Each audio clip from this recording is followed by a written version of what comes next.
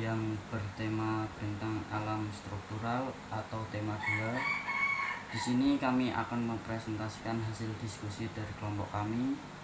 Kelompok kami yang beranggotakan saya, Muhammad Ilham Dwi Saputra, dengan NIM TS 2410036. Bentang alam struktural. 1.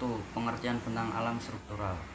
Bentang alam merupakan bentuk penampang atau landform suatu daerah di muka bumi yang mencakup ruang luas dan telah membentuk suatu sistem yang memiliki keterkaitan dan dominan.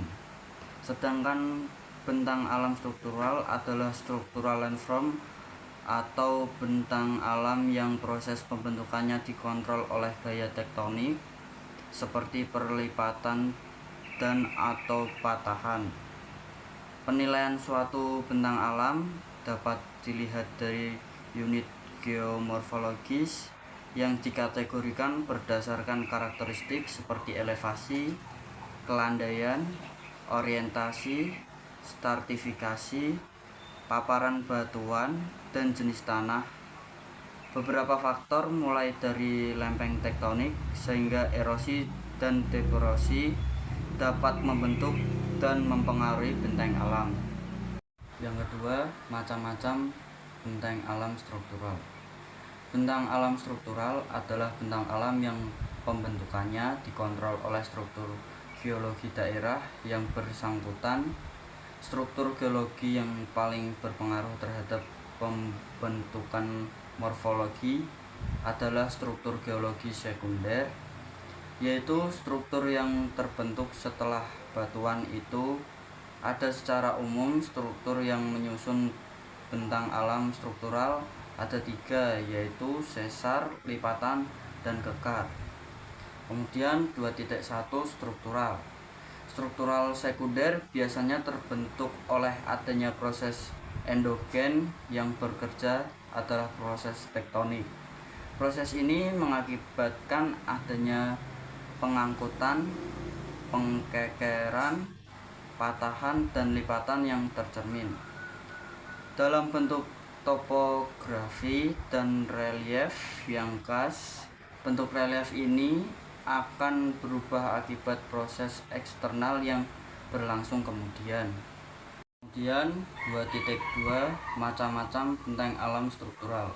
Bentang alam struktural dapat dikelompokkan berdasarkan struktur yang mengontrolnya dan dibedakan menjadi 2.2.1 Bentang alam dengan struktural mendatar. Menurut letaknya, dataran dapat dibagi menjadi 2, yaitu yang pertama, dataran rendah. Dataran rendah yang memiliki elevasi antara 0 sampai 500 kaki dari air laut. Dan yang kedua, dataran tinggi atau plateau. Dataran yang menempati elevasi lebih dari 500 kaki di atas permukaan laut. Kemudian 2.2.2 Bentang alam dengan struktur miring. Kebanyakan sedimen yang memperlihatkan kemiringan disebabkan karena adanya proses geologi yang bekerja pada suatu daerah tersebut. Morfologi yang dihasilkan oleh proses tersebut akan memperlihatkan pola yang memanjang searah dengan jurus perlapisan batuan. Berdasarkan besarnya sudut kemiringan dari kedua jaringannya, terutama yang searah dengan kemiringan lapisan batuannya. Benteng alam ini dapat dibagi menjadi 2, yaitu yang pertama, cuesta. Cuesta mempunyai sudut kemiringan antara kedua sisi jaringannya tidak simetri dengan sudut lereng yang searah perlapisan batuan. Cuesta memiliki kemiringan foreslope yang lebih curam, sedangkan backslope-nya relatif landai pada arah sebaliknya sehingga terlihat tidak simetri. Yang selanjutnya, hogback. Hogback mempunyai sudut antara kedua sisinya yang relatif sama dengan sudut lereng yang searah pelapisannya batuan. Hogback memiliki kelerengan foreslope dan backslope yang hampir sama sehingga terlihat simetri. Perkenalkan, nama saya David Reno Andriawan. Bentang alam pada struktur lipatan. Lipatan ini terjadi karena adanya lapisan kulit bumi yang mengalami gaya kompresi gaya tekan pada suatu lipatan yang sederhana. Bagian punggung disebut dengan anglik, sedangkan bagian lembah disebut sinclin. Berdasarkan kedudukan garis sumbu dan bentuknya, lipatan dapat dikelompokkan menjadi: satu, lipatan paralel adalah lipatan dengan ketebalan lapisan yang tetap. Dua, lipatan similar adalah lipatan dengan jarak lapisan sejajar dengan sumbu utama. Tiga, lipatan harmonik atau disebut disharmonik adalah lipatan berdasarkan menerus atau tidaknya sumbu utama. Empat, lipatan petigmatik adalah lipatan terbaik terhadap sumbunya. 5. Lipatan chevron adalah lipatan bersudut dengan bidang planar. 6. Lipatan isklin adalah lipatan dengan sayap sejajar. 7. Lipatan Kleinburst adalah lipatan bersudut tajam yang dibatasi oleh permukaan planar. Struktur anklin dan siklin. Penafsiran pada kedua struktur berdasarkan atas kenampakan forward slope atau anti slope dan back slope atau deep slope yang terdapat secara berpasangan. Bila anti deep slope saling berhadapan, maka terbentuklah lembah anklin, sedangkan apabila yang terjadi berhadapan adalah back slope atau slope disebut lembah siklin. Pola pengaliran yang dijumpai pada lembah anklin biasanya adalah pola traceless. Struktur antiklin dan sinclin menunjam. Struktur ini merupakan kelanjutan atau perkembangan dari pegunungan satu arah dan dua arah. Bila tiga forward slope saling berhadapan, maka disebut sebagai lembah antiklin menunjam, sedangkan bila tiga back slope saling berhadapan, maka disebut sebagai lembah siklin menunjam. Struktur lipatan tertutup. 1. Kubah mempunyai ciri: A. Kedudukan lapis miring ke arah luar. B. Mempunyai pola kontur tertutup. C. Pola penyaluran radial dan berupa bukit cembung pada stadia muda. D. Pada stadia dewasa berbentuk lembah kubah dengan pola penyaluran anular. 2. Cekungan mempunyai ciri: A. Kedudukan lapis miring ke dalam. B. Mempunyai kontur tertutup. C. Pada stadia muda pola penyaluran anular. Bentang alam dengan struktur patahan. Patahan terjadi akibat adanya gaya yang bekerja pada kulit bumi, sehingga mengakibatkan adanya pergeseran letak kedudukan lapisan batuan berdasarkan arah gerak relatifnya. Secara dibagi menjadi 5, yaitu sesar normal atau sesar turun, 2 sesar naik, 3 sesar geser, 4 sesar diagonal, 5 sesar rotasi. Perkenalkan, nama saya Syahrul Satria Tamtama. Nomor induk mahasiswa TS 2410035. Macam-macam sesar diantaranya normal Fouts. Sesar turun adalah patahan yang terjadi karena gaya tegasan tensional horizontal pada bantuan yang bersifat retas, di mana hanging wall block telah mengalami pergeseran relatif ke arah bagian bawah terhadap foot wall block. 2. Reversi fault.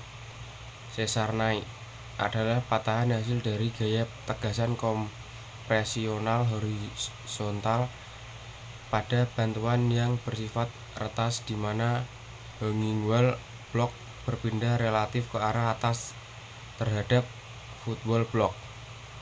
3. Striking fault sesar geser adalah patahan yang pergerakan relatif berarah horizontal mengikuti arah patahan.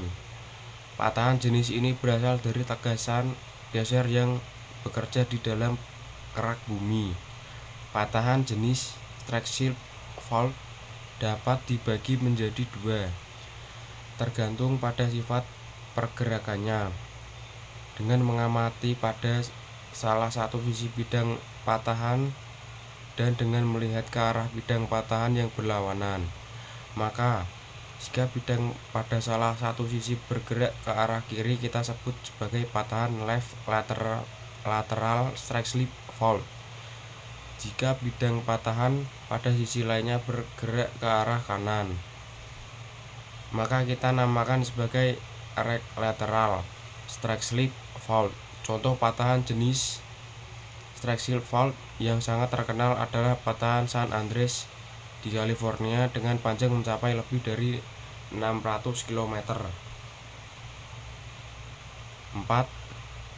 Deep slip fault adalah patahan yang bidang patahannya menyudut, incline, dan pergeseran relatif berada di sepanjang bidang patahannya atau offset terjadi di sepanjang arah kemiringannya. Sebagai catatan bahwa ketika melihat pergeseran pada setiap patahan, kita tidak mengetahui sisi yang sebelah mana yang sebenarnya bergerak atau jika kedua sisinya bergerak. Semuanya dapat kita tentukan melalui pergerakan relatifnya. Untuk setiap bidang patahan yang mempunyai kemiringan, maka dapat kita tentukan bahwa blok yang berada di atas patahan sebagai hanging wall block dan blok yang berada di bawah patahan dikenal sebagai football block.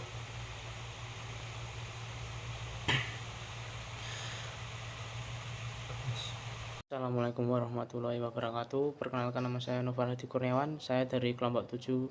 Di sini saya akan mempresentasikan hasil dari kelompok kami. Horst and Graben dalam kaitannya dengan sesar normal yang terjadi sehingga akhir dari tegasan tensional seringkali dijumpai sesar-sesar normal yang berpasang-pasangan dengan hidang patah yang berlawanan. Dalam yang demikian, maka bagian dari blok-blok yang heran akan membentuk graben, sedangkan pasangan dari blok-blok yang terkat sebagai horst. Contoh kasus dan pengaruh gaya tegasan tensional yang bekerja pada kerak bumi pada saat itu adalah East African Roughing, suatu wilayah di mana terjadi pemekaran benua yang menghasilkan suatu rit. Contoh lainnya yang saat ini juga terjadi pemekaran kerak bumi adalah wilayah di bagian barat Amerika Serikat, yaitu di Nevada, Utah atau Idaho. Thread flash adalah patahan reverse yang kemiringannya bidang patahnya lebih kecil dari 150. Pergeseran dari sesar T dapat mencapai hingga ratusan kilometer sehingga memungkinkan bantuan yang lebih tua dijumpai menutupi bantuan yang lebih muda.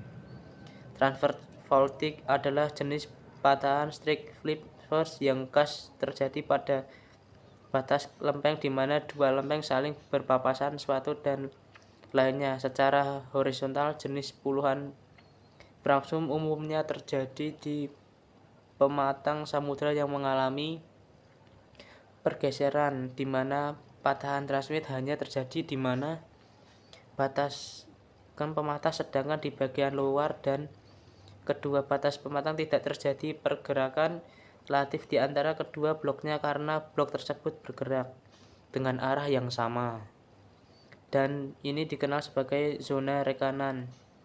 Patahan San Andreas di California termasuk jenis patahan transmit faults. Kekar. Kekar terjadi akibat adanya gaya yang bekerja pada kulit bumi, akan tetapi belum sampai mengakibatkan adanya pergeseran kedua lapisan bantuan. 1. Kekar pengerutan, yaitu kekar yang terbentuk karena gaya pengerutan yang timbul karena pendinginan pada batuan beku atau pengeringan pada batuan sementis.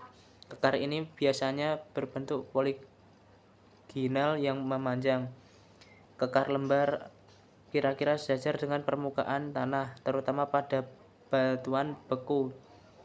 Terbentuknya kekar ini akibat penghilangnya beban batuan yang tertrosi. Kekar gerus, yaitu kekar yang terbentuk oleh gaya kompresi. Gaya kompresi adalah gaya-gaya yang bekerja menuju ke satu titik, yaitu gaya menekan daerah tersebut. Akibat kekar gaya tarik, yaitu gaya-gaya yang bekerja meninggalkan suatu titik atau disebut juga gaya yang merenggangkan daerah tersebut. Sekian dari saya. Terima kasih. Nama saya Patra Frizal. Di sini saya ingin menjelaskan nomor 3 tentang penampakan bentangan alam struktural pada peta topografi. Bentangan alam struktural dapat dikelompokkan berdasarkan struktur yang mengontrolnya. Klasifikasi bentangan alam struktural berdasarkan struktur geologi pengontrolnya menjadi 3 kelompok utama, yaitu dataran, pegunungan lipatan, dan pegunungan patahan. Pada dasarnya, struktur geologi yang ada tersebut dapat ditafsirkan berdasarkan melalui pola ataupun sifat dari garis kontur pada peta topografi. Yang pertama yaitu kekar. Penampakan kekar di lapangan ditandai dengan adanya tanah yang letaknya dalam dan bentuknya biasanya simetris, segi 4 ataupun segi 6. Umumnya dicirikan oleh pola aliran sungai rektagular dan kelurusan-kelurusan sungai dan bukit. Yang kedua, sesar. Penampakan sesar di lapangan adalah terdapat garis atau bukit yang tampak tiba-tiba mengalami penurunan. Lalu jika dapat melihat susunan pelapisan, pasti ada satu batas garis yang memisahkan dan membuat pelapis tersebut tidak pada garisnya. Dengan kata lain, ada pelapis yang lebih di atas dan di bawah. Yang ketiga yaitu lipatan. Lipatan pada saat di lapangan dapat dilihat seperti bukit kecil yang disebabkan oleh gaya endogen dari samping. Dan jika kita dapat melihat pelapisnya, pasti lapisan itu tidak berbentuk garis lurus, namun ada bagian cenggungan-cenggungannya. Nomor 4, morfogenesa. Morfogenesa dibagi menjadi 3, yaitu kekar, sesar, dan lipatan. Kekar terbentuk karena adanya intrusi dari dalam yang menyebabkan penekanan pada suatu struktur, lalu tekanan tersebut berkurang energinya, sehingga menyebabkan bekas seperti retakan. Kekar bisa ditemukan di pinggir pantai. Yang kedua, sesar. Sesar pada awalnya hanyalah sebuah pelapis yang terbentuk dalam kurun waktu tertentu. Lalu dengan adanya gaya endogen dari dalam bumi yang menekan mereka dari sudut-sudut tertentu dan energi tersebut melewati batas elastisasi mereka, maka terjadilah patahan, yang mana patahan ini merupakan pergesekan barisan lapisan pada satu atau kedua sisinya. Yang ketiga, lipatan. Proses pembentuknya lipatan pada dasarnya sama seperti sesar, namun energi yang menekan pada lipatan atau volt ini lebih rendah, sehingga tidak sampai terpatahkan. Sumbu gaya endogen yang menekan pelapis tersebut dapat dari arah kanan dan kiri, sehingga terdapat lapisan yang cembung dan cekung. Bentuk dari lapisan sendiri dipengaruhi oleh faktor arah gaya endogen dan eksogen. 5. Cara pendeteksian di lapangan. Yang pertama ada sesar. Penampakan sesar di lapangan adalah terdapat garis atau bukit yang tampak tiba-tiba mengalami penurunan. Lalu jika dapat melihat susunan pelapisannya, pasti ada suatu batas garis yang memisahkan dan membuat pelapisan tersebut tidak pada garisnya. Dengan kata lain, ada pelapisan yang lebih di atas dan di bawah. Yang kedua ada lipatan. Lipatan pada saat di lapangan dapat dilihat seperti bukit kecil yang disebabkan oleh gaya endogen dari samping. Dan jika kita dapat melihat pelapisannya, pasti lapisan itu tidak berbentuk garis lurus, namun ada bagian cembung dan cekungannya. Yang ketiga yaitu kekar. Penampakan kekar di lapangan ditandai dengan adanya tanah yang retakannya dalam dan bentuknya biasanya simetris dan segi 4 ataupun segi 6. Terima kasih. Wassalamualaikum warahmatullahi wabarakatuh.